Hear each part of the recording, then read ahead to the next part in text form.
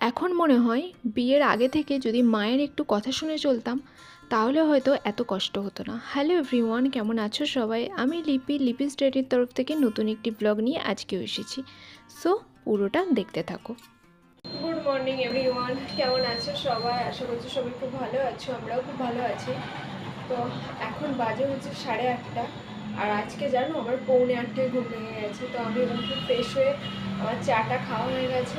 আর আজকে যেহেতু একটু সকাল সকাল উঠেছি, মনে হচ্ছে রাস্তাঘাট পুরো ফাঁকা। যদিও আজকে তো একটা আমাদের এখানে সব জায়গাতেই বোধহয় একটা বন্ধ রেখেছে।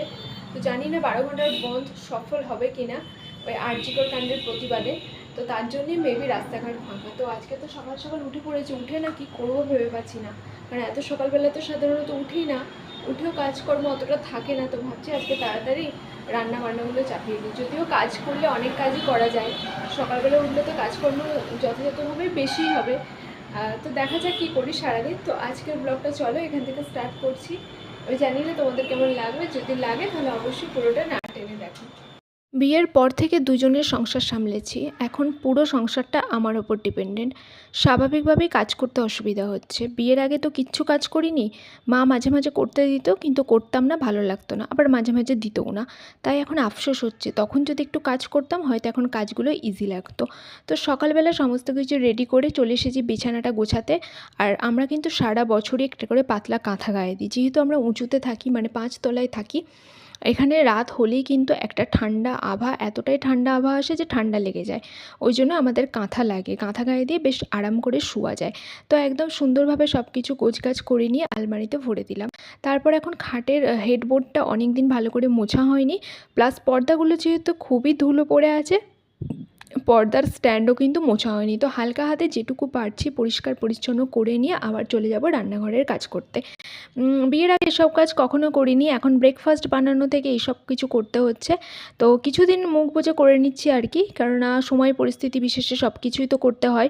তো সেটাই হয়েছে। আজকে ব্রেকফাস্টে বানাবো হচ্ছে ম্যাগি। তো ম্যাগি এখন আমি আর ডিরেক্ট সিদ্ধ করি না, একদম গরম জল করে ম্যাগির মধ্যে ঢেলে দিই। তো গরম জল করে ম্যাগির মধ্যে একটু নুন দিয়ে চাপা দিয়ে দিতে পারো, দেখবে খুব ভালো হবে। আর একটুখানি তুলে রাখলাম এমার্জেন্সি পারপাসের জন্য। ওই এমার্জেন্সি পারপাসটা কিন্তু আজকে কাজে লাগিয়ে দিয়েছি, সেটা পরের দিনের ভিডিওতে দেখবে। তো আজকে প্রায় অনেকজনই খাবো, তার জন্য একটু ম্যাগি করে নিলাম। আর অনেকজন বলতে যতজনই হই না কেন, আমি না ম্যাগি সবসময় পরিমাণে একটু কম করার চেষ্টা করি, কারণ এই সমস্ত জিনিস একেবারে ভরপেটে আমার খাওয়াটা পছন্দ না। আমি সবসময় চেষ্টা করি যতটা খেতে পারবো তার থেকে একটু কম খেতে, কম বানাতে। তো যাই হোক, কথা বলতে বলতে ম্যাগিটাও বানানো হয়ে গেছে। আর আজকের ম্যাগিটা কিন্তু ডিম ছাড়া বানাচ্ছি। আমার ম্যাগিতে ডিম ভালো লাগে না, আমার না ভীষণ আষ্টে গন্ধ লাগে। আগে আমি ডিম খেতাম, কিন্তু এখন আমার ভালো লাগে না। এখন আমি নুন, গোলমরিচ, কাঁচা লঙ্কা, এগুলো একটু ভিনিগার এই সমস্ত দিয়ে বানাই হালকা করে, বেশ ভালো লাগে খেতে।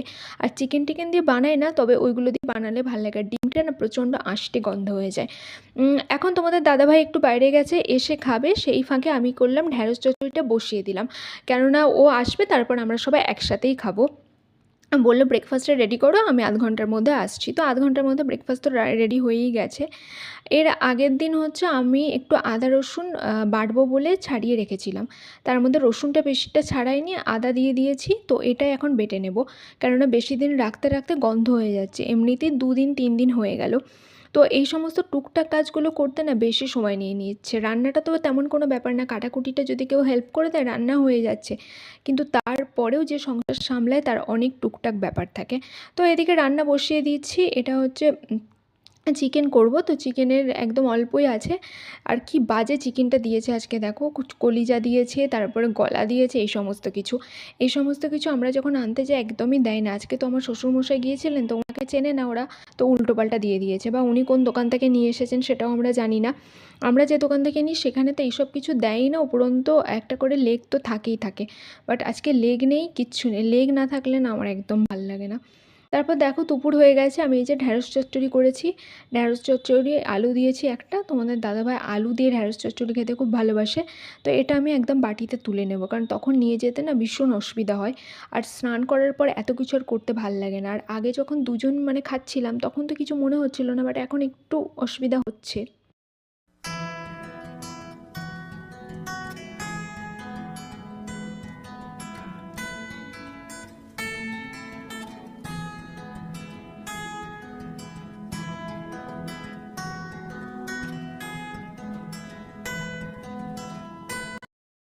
আর সন্ধ্যার আকাশ এত সুন্দর, খালি মনে হয় তাকিয়ে তাকিয়ে দেখি। আমি তো এখন খুব বেশি করে মন ভরে আকাশটাকে দেখছি।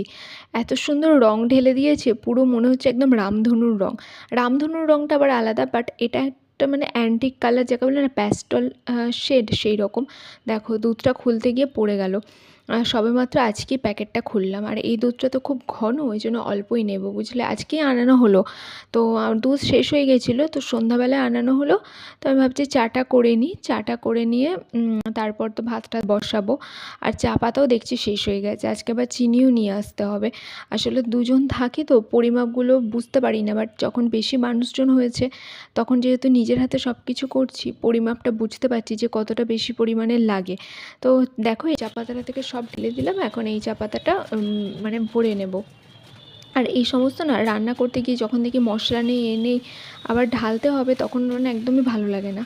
তখন মনে হয় যে একবার আগে থেকে ঢেলে রাখলেই ভালো হতো। এই রেড লেবেলটাই প্রথমবার খাচ্ছি, বেশ ভালো কিন্তু। আমাদের বাড়িতে তো আগে রেড লেবেল গোল্ড, মানে ওই কি বলে একটা, ওই যেটাকে আমুল গোল্ড, এই আমুল গোল্ডই তো। ওই যাই হোক, চা পাতাটা যেটা থাকে ওইটা হচ্ছে অল্টারনেটিভ ওয়েতে খাওয়া হতো, বাট এখানে তো আমি একরকমই আনি, এবারে রেড লেবেলটা আনা হয়েছে, ওই জন্য বেশ সুবিধা হলো। আর এখানে আমাদের বাড়িতে আজকে আমার মাসি শাশুড়ি এসেছে আমার শাশুড়িকে দেখতে, তো সন্দেশ নিয়ে এসেছে। এই সন্দেশটা খুব ভালো, ওনার বাড়ি হচ্ছে কালনায়, তো কালনার সন্দেশটা না সত্যি খুব টেস্টি হয়।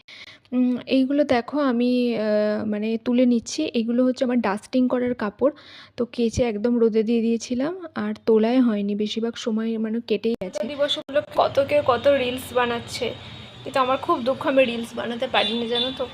তবে আমি কিন্তু এবার থেকে রিলস প্র্যাকটিস করবো, আমার খুব ইচ্ছা রিলস বানানোর। তো এত গরম হচ্ছিলো, এতক্ষণ ধরে আমি অনেকক্ষণ ফোনে কথা বলছিলাম, তারপর কথা বলা হয়ে গেলে রান্নাঘর থেকে ভাতটা করে চলে এলাম, তো সব কাজ মিটে গেছে।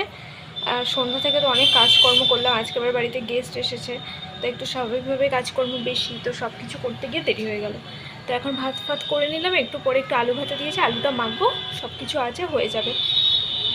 ওই আর কি, এখন একটু রেস্ট নেবো, একটু ফেসবুকটাই দেখবো, অনেকক্ষণ ফেসবুকটা দেখিনি। ফেসবুকটা অনেকক্ষণ না দেখলে না একটুও ভালো লাগে না। তো চলো ফেসবুকটা দেখি, আবার পরে আসছি। হলো রাতের খাবার গরম করি, ফুল টাইম ডিউটি যাকে বলে, একেবারে 8 ঘন্টা, সেটা এখন হচ্ছে। তো এটা আছে ঢ্যাঁড়স, ঢ্যাঁড়স চচ্চড়িটা মাইক্রোওভেনে গরম করতে দেব, যেহেতু কাঁচের বলেই আছে, আর বাকি যেটা থাকবে সেটা এমনি ইয়েতে দিয়ে দেবো। তো ফ্রিজ আবার আসতে হচ্ছে, এক হাতে তো নিয়ে যেতে পারবো না। আর এটাতে হচ্ছে চিকেন আলুর একটু ঝোল আছে, যেটা দিনে করেছিলাম সেটা তোমাদের সাথে শেয়ার করতে পারিনি। আর এখন না আমি খুব তাড়াতাড়ি চাইছি এই সমস্তগুলো করে নিতে। আর এদিকে আমি ডালও একটু করেছি রাতের বেলা, টাটকা ডাল, আর আলু ভাতে দিয়েছি। আর এতে দুটো হাঁড়িতে ভাত করতে হয়েছে, জানো, ভাত একদম উপচে পড়ে যাচ্ছিলো। তো আলুটা এখন মেখে নেব, মানে চটকে নেব আর কি। সব কিছু আমার কাটা হয়ে গেছে, পেঁয়াজ টেয়াজ ওটা দিলেই হয়ে যাবে। আর ডাল, আলু ভাতে, ঢ্যাঁড়স চচ্চড়ি আর চিকেন আছে, এটাই হচ্ছে আজকের রাতের মেনু। আর এই যে একটা অমলেট করে নিচ্ছি, যেহেতু মানে এসেছে আমার মাসি শাশুড়ি, তো অল্প কিছু দিয়ে তো দেওয়া যায় না, তো দুটো ডিম একবারে আমি ভেজে নিয়েছি, 4 জন আছি, 4 জন খেয়ে নেব। বেশ মোটা মতোই হয়েছিল, জানো তো। বলছিল যে ডিম ভাজতে হবে না, উনি ডিম খান না, ওনার অনেক কিছু শরীর খারাপ আছে, কিন্তু আমি তাও ভাজলাম, অল্প অল্প করেও খাবে। যেহেতু ধরো কোনো বড় তরকারি তো রান্না করিনি, তাই ভাবলাম ডিম, ডাল, আলু ভাতের সাথে চিকেনের ঝোল বা ঢ্যাঁড়স থাকলে এটাতে হয়ে যাবে। তো এগুলো করে নিলাম, তো এরপরে খাওয়া দাওয়া করলেই আমার ছুটি।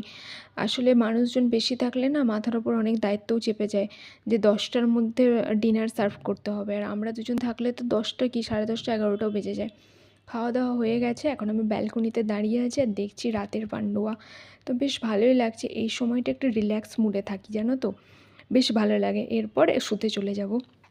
আর অনেক আলোও জ্বলছে দূরে, বাট ম্যাক্সিমাম মানুষজনই তো শুয়ে গেছে, এখন প্রায় 11:30, পৌনে 12টা বাজে।